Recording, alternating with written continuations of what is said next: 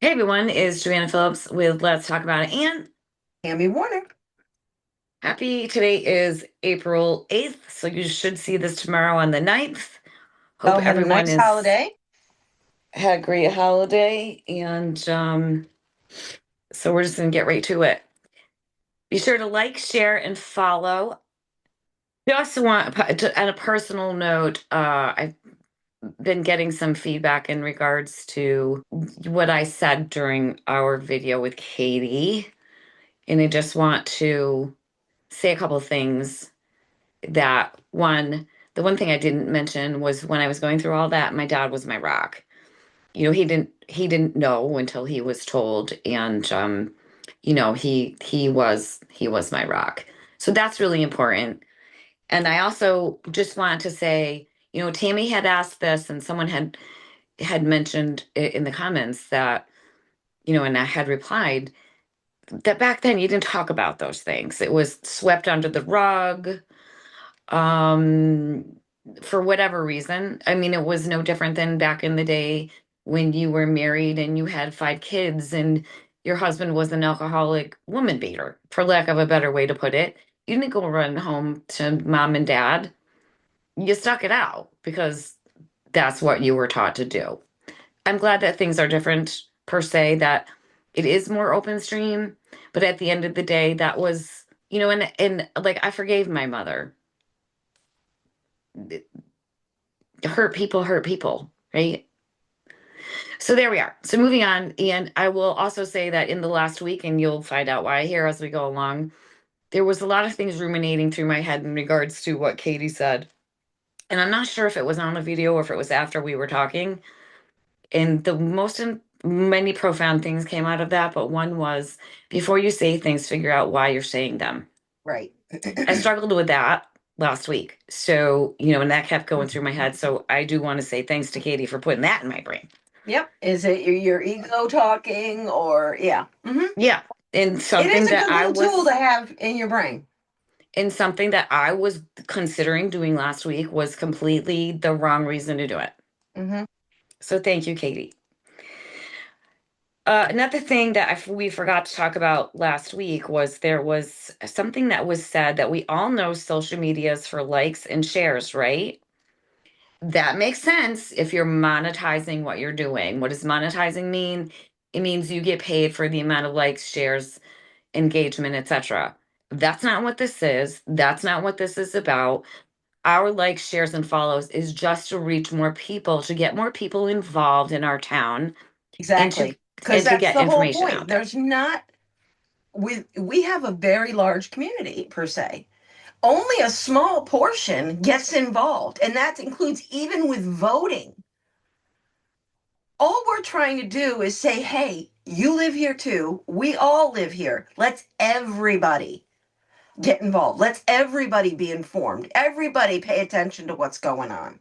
So it's not for attention. It's not for moolah. It's for outreach.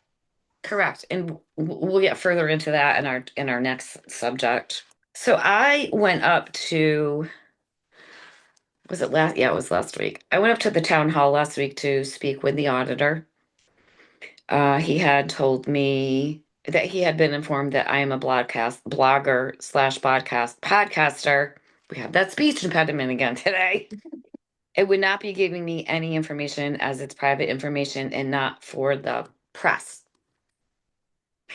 even though I'm a taxpayer. I did tell him, I wasn't there on behalf of the podcast. I was there on behalf of a taxpayer, and I had no intentions of making whatever he may have told me public. And he let me know that he had the information that I had submitted.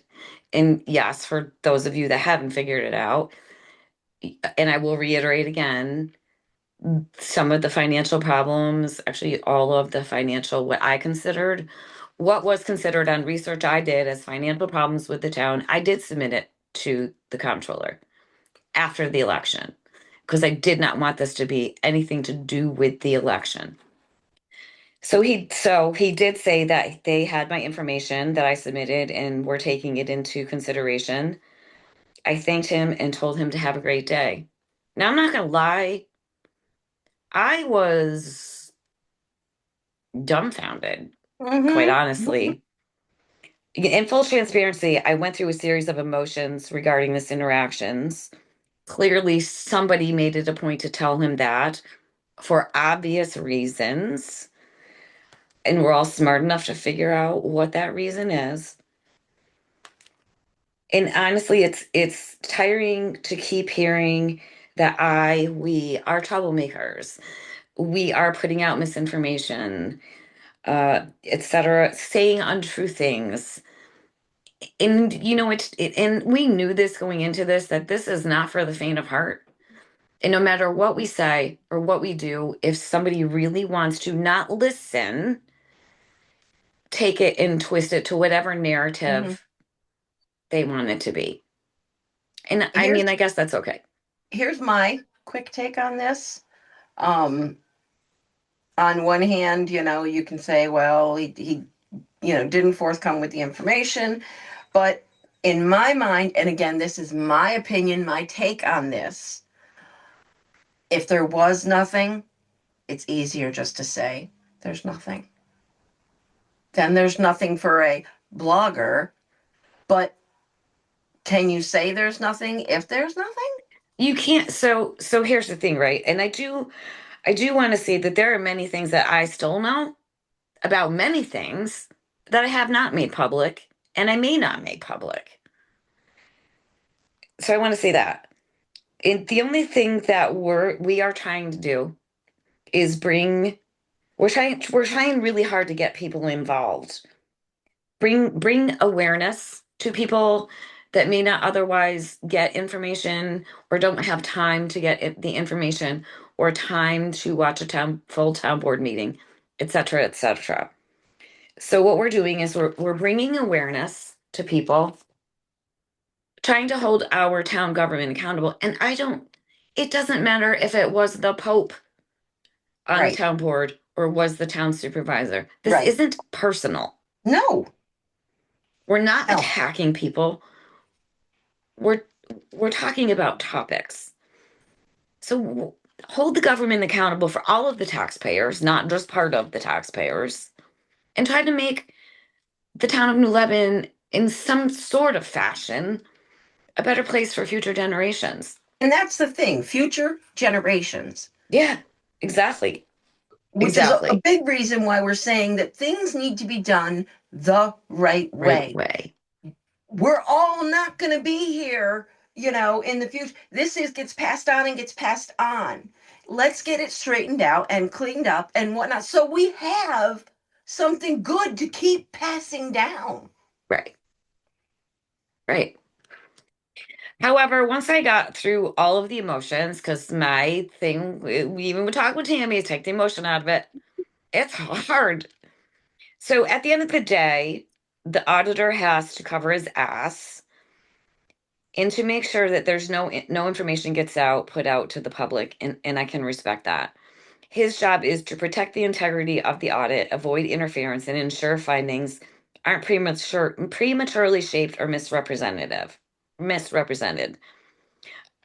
Do believe, however, if you're a taxpayer, you can go speak with him. I don't know what Right, he's allowed to tell you or what he's not.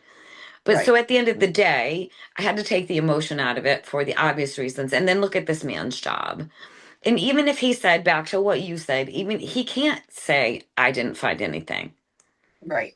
because that can be misconstrued by anybody. Yep. So, I mean, in my mind, then I went, well, the town supervisor should be updating on a monthly basis. She's actually kind of restricted on what she could say too. She could just say it's going, we're cooperating. She Right. can't, give details either, because I did look that up. So that was my experience last week. If you taxpayers don't have a podcast, um, you can go up to the town hall and talk to the auditor. But that was my experience. So I kind of struggled with that this week. Mhm. Um, but we've moved on, and Right. it is what it is, and it's okay. I get it. I have to. It's his job on the line. I get it. I respect it. Okay, next topic: the Comprehensive Plan Committee. 267 surveys came back. To say I'm disappointed is an understatement. Yeah. What we allow will continue. And if we don't speak up, nothing changes. Yep. Nothing changes if nothing changes. I don't know. I don't know how to get people involved and get over the our voice doesn't matter. Well, your voice, you're right. Your voice doesn't matter because it's not being heard. Yep. Also, Comprehensive Plan Committee is looking for new members. They are losing two. I don't know. There was no number given. Letters of interest I do believe, are due by May 1st. And then I would assume there's an interview process, et cetera, et cetera. Also, the stipulation is it's community members, not any town board people, employees, or other people on the committees. They want new people. I personally feel that the people that are currently on the comprehensive plan are a very diverse group of Hmm. individuals, and it's not one way. So let's step up. And of course, I'll be putting my letter of interest in. Text messages. There is some town government conversations that are taking place and have taken place over text messages. That's a problem because then it makes that information not foilable. I don't know how to address that, but I think it's not proper because it takes, again, away the transparency. So just a quick blurb about that. I've also been getting some questions, and I know it was a little convoluted in the last video because I had to do a last minute edit about town hall meetings. So those town hall meetings that we were discussing don't happen in the town hall. No. Um, so I'm going to say for now, I'm sure eventually more information will come out, but what you do in the dark will always come to the light. Just saying. All right, community forum. Let's talk about that, Tammy. Yeah, I saw that that's coming up. Thursday, April 30th at the community center starting at 7 p.m. The community forum is where they want public questions, your input. I don't know if it's going to be about certain topics. I don't know if the lay of the land. All right, here's what it says.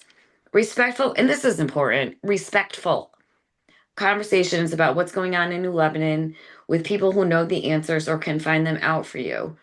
Bring your concerns and an open mind. Leave with the facts and some delicious cookies. So apparently we're having snacks.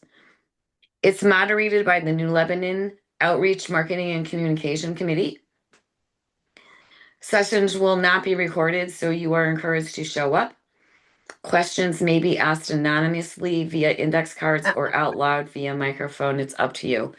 We already talked about our thoughts on it not being recorded, but they're going to do what they're going to do. But even more Hmm. importantly is, again, we have handicapped people that can't get there 7 p.m. and the majority of our seniors won't go out that late. Hmm. And how do you know? All right, so how do you know? You might have a question and you can't go, and maybe somebody asked that question Right. and it's already answered. So you run the risk of the same question being asked time and time and time and time again, which to me is a waste of, in my opinion, a waste of time. So And who are I the don't, people that are going to have the answers? I'm curious. that's what I don't know. If they're saying people that have the answers. Well, they No said, offense to the committee itself, but those aren't the people with the answers. right. That's secondhand information. People who know the answers or can find them out for you. I think in the beginning for a while it's going to be leaning more towards, answers that people can get for you. Again, I know there's talk of the town board being involved. I don't know. They've only had one meeting, so I don't think they have everything ironed out yet. I would strongly encourage you, like as in you, not us, but as in you, to go to these meetings. And I do believe they're going to try different days, different times, different places. So the community center was mentioned, the Legion Hall was mentioned. So I think that this is starting out as an experiment. I hope it goes the way they want it to. I hope that the public can get involved so our voices can be heard. So the community forum, try to get there. I'm planning on being there, barring no, life event. That's good. Quick notice for upcoming volunteer opportunities at Shafford Park: removing weeds, picking up litter, raking ruts caused by rain washout. You can contact Danielle Patterson, 518-590-4336. The dates that have not passed. So the next one is Saturday, April 11th and Sunday, April 12th, and the time is from 11 to 5. So feel free to reach out. She is the chair of the Rec Commission. That's this weekend. I think it's supposed to be pretty nice. And they had a great turnout last time. So that's awesome. Anything else before we get into the school budget that we did not discuss that one of us forgot? I'm not thinking of anything. All right, the school budget. Our last conversation that we had about this, we went over the summaries. There has been an updated budget workshop summary as of April 1st, 2026. Updates since the March board meeting. Questar IT support. It's recommended that the district transition to Questar for IT services starting April 13th, which covers the remainder of the current school year and extending through 26-27 school year. Reason for this change is it's difficult to recruit and retain qualified IT staff, increasing demand for reliable, consistent support. Long-term value, the added benefits include structured, proactive IT support plan, access to qualified and specialized IT professionals. The annual cost services for 26-27 is approximately $150,000, which is a $50,000 increase to the budget. State aid. The district is eligible for 36% state aid reimbursement, which will return approximately $54,000 in the following year, 27-28. Net impact after state aid reimbursement, the overall cost is expected to be comparable to maintaining in-house IT staffing without Questar services. Key budget investment and changes. We just went over technology with Questar. Special education, move to a full-time special education director and eliminate one psychologist position. This will improve oversight, compliance, and student support at no additional cost. There was originally 3 school psychologists, so they're bringing that down to 2. And why is that? Increased need for oversight and leadership in special ed. It ensures compliance with state and federal requirements. It supports a growing special education population. And again, it's difficult to recruit and retain part-time director. There is no additional cost to the district. Fuel and operations. Increased fuel budget due to rising and unpredictable costs. Propane and diesel fuel prices locked in per fuel bid. Unleaded gas and fuel oil remain variable. In 2025-26, the district had spent $260,000 on fuel with fixed pricing, except for unleaded gas. Increase in the fuel budget line by $35,000 to better align with current spending, bringing the total fuel budget to $275,000, and to provide a buffer against price uncertainty. And they're referencing the stuff that they had posted in the 3 previous meetings. Again, I'll put up the link for that. Health and insurance costs came in lower than expected. They had planned for a 3% increase in medical costs and a 16% in prescriptions. Final prescriptions costs came in lower than expected at 12.3%. Property and casualty insurance, they expected an 8% increase, but it only increased 7%.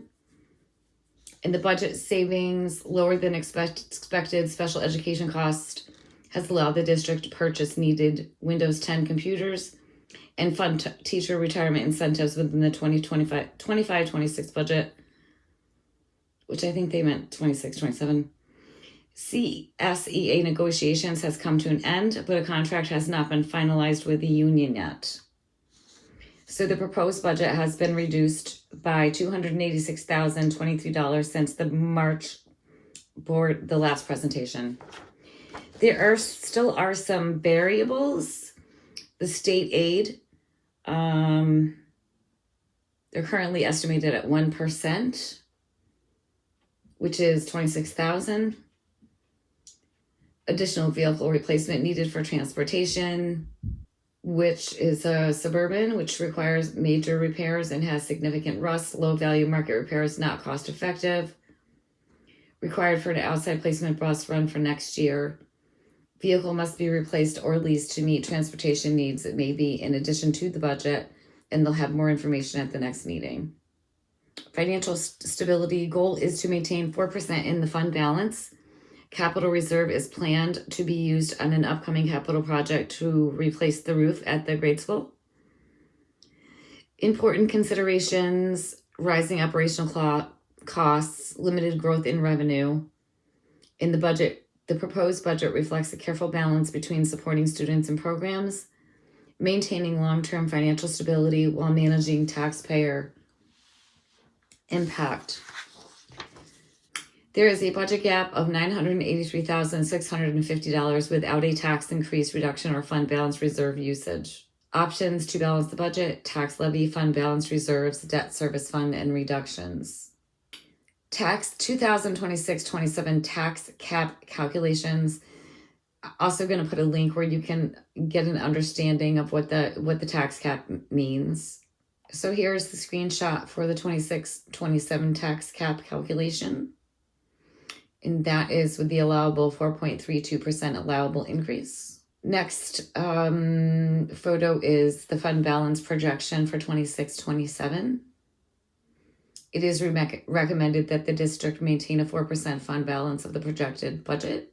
Information on reserves, which the reserve total is $1,628,778. And again, reserves are money that are specifically set aside for a certain purpose, cannot be used for anything besides that purpose unless there is a proper authority done to do that. And of course, there's scenario 1 with a 4.32% max tax levy increase. Stays within the voter approval threshold, requires more use of district savings. Scenario 2 would be a 5% increase. It would require, just like the last vote, the first time, it would require 60% voter approval, and it preserves more financial stability for future years. Scenario 3 is 5.5% tax levy. Again, we'd need the 60%. And that is where they are now. So we will see what happens. The next meeting again is April 21st, final discussion and adoption of the budget. There is also the 21st, a special Board of Education meeting on the Questar 3 budget vote and election. May 6th is the public hearing on the proposed budget. And May 19th is the public budget vote and Board of Education election. So this will go into a future conversation when we start actually talking about housing and possibly the apartments. Our enrollment is down. And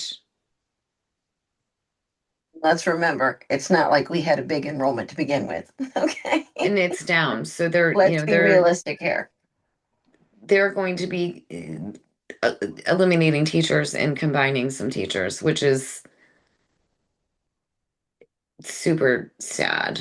So the faculty staff overview, there's 2 teaching positions that will be eliminated through attrition by combining class sections. These numbers are obviously based on pending contract negotiations. So it's actually going down $90,491. So in a kind of go back, and so here's the thing: everybody assumes that if the school gets combined, it'll be with Berlin. Probably not, because it's a different county. And you can also combine schools without actually closing the school. So let's just say, like about Crane, Chatham, if New Lebanon combined with them, they could still have their school there and ours here. It's just a shame to see that happen. And that's it on that. So Mhm. as we know, that long story short, there's going to be an increase. It's just an issue of what, Right. how much. There's still some variables, and even on your best day doing a budget, I mean, you just never know what's going to happen. Hmm. Especially in the economy today, everything's up. Absolutely. The electricity, everybody knows. Everybody's complaining about the electricity. So, it affects us. It's going to affect them too. Exactly. And I would suspect, I could be wrong. I would suspect that you'll see an increase next year in town taxes too, which we should have been doing all along, even just to cover Right. salaries. Yeah. But again, the school didn't raise taxes, didn't raise taxes, didn't raise taxes, and look at the position we're in. If we think the town's not going to be the same way, I think that we're sadly mistaken. And it should have been done all along. And again, why are people paying less property taxes than they did in 2017? Make it make sense? I don't know. So next week is town board meeting. Hmm. There's Yeah, I only a mean, few things really that I found for things to do this weekend. So there's just a couple okay, go ahead. things really. If you're looking for something to do this weekend, Friday night, Little Lies, a tribute to Fleetwood Mac. That's at the Colonial Theater in Pittsfield at 7:30. Friday, the SS Brewery in Nassau is doing bingo night. I did not get a time on that. Woodlife Farms, Saturday at 4 p.m. They are having a trivia night. That's on Old Route 20. Is that Old Route 20? Is that considered Old I Route think 20? that's Old Route 20, yeah. Sunday, Cousins Maine Lobsters will be at Balderdash Cellars in Richmond. And Saturday, also, there is a New York Hunter Safety Course, 9 to 5 at the Stephen Memorial Library. That's always something important for everybody hunting season. And Saturday, Lebanon Valley Speedway, 6 p.m., 15 for general admission, and 406 for kids. That's all I got for this weekend. They're also at Ioka Valley Farm, which is in, I guess technically it's Hancock. Hmm. Friday, April 10th at 9 a.m. They are having a breakfast for farmers and friends of agriculture with a farm tour. There's your options. And I'm sure there's more that we missed. As always, thank you for hanging out with us. Thanks for watching. We'll Have a see great you. day. Sunny today. We will see you next week. Bye bye.